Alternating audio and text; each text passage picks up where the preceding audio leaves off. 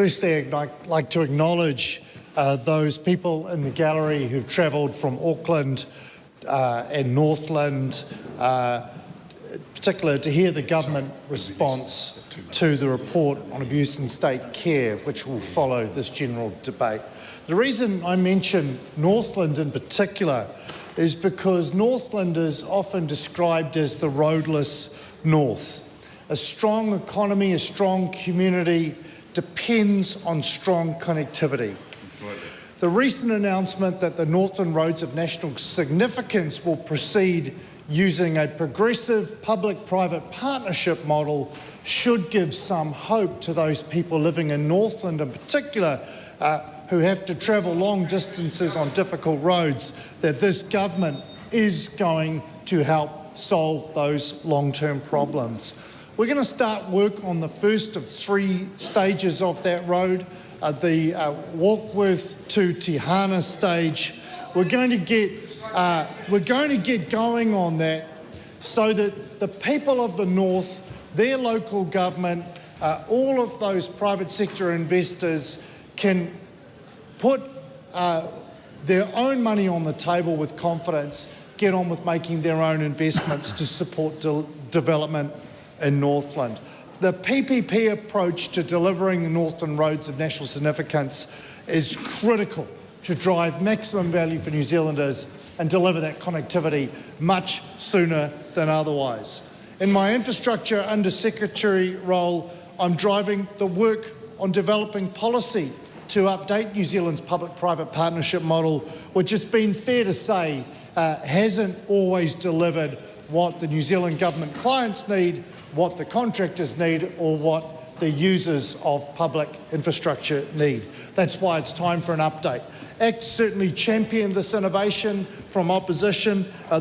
We appreciate the discipline, the efficiency and the expertise that those who want to participate in the private sector side of public-private partnerships bring to these important public infrastructure projects like Northland's roading connection. But public-private partnerships are ultimately about recognising that the expertise brought by the private sector has always been available to us. It's just that government hasn't necessarily been a very good client or very good at asking for things and getting good value for money.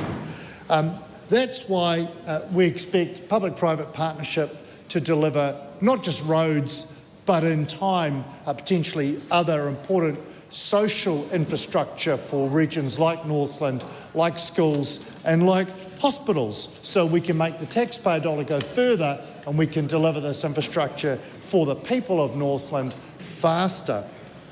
It's not just finding the money and finding the contractors to build roads and buildings. We also need change in the way we consent infrastructure. This government has committed to replacing the Resource Management Act with a system based on property rights, and what that means not just to the government that might want to build a road, but also, say, to a business that wants to develop or extend a port to provide economic opportunities and social enhancement for the people of the North. By reforming the Resource Management Act, making it easier to get consents to enable infrastructure, this government intends to provide far more economic opportunity for communities like that in Northland. And be fair to say, when I heard a decision a week or so ago that commissioners had declined to consent a port in Northland and that was going to be a constraint on the economic development of that region, it's very disappointing. Now, we've got a bit of time to consider how we fix that. This government is committed to replacing the Resource Management Act, though, by July 2026. In summary, Northland is New Zealand's jewel in the crown when it comes to natural beauty and its enormous human capital, its potential to be an economic powerhouse hitherto untapped. Sitting next to me is my colleague Mark Cameron, a dairy farmer from Ruawai, who tells me regularly how much more efficient and productive Northland could be if it had better roading connectivity. The Northland roads of national significance are going to deliver that to the region. So is the work we're doing to fund and finance it through our PPP program and replacing Resource Management Act with a system based on property rights. Thank you, Mr Speaker.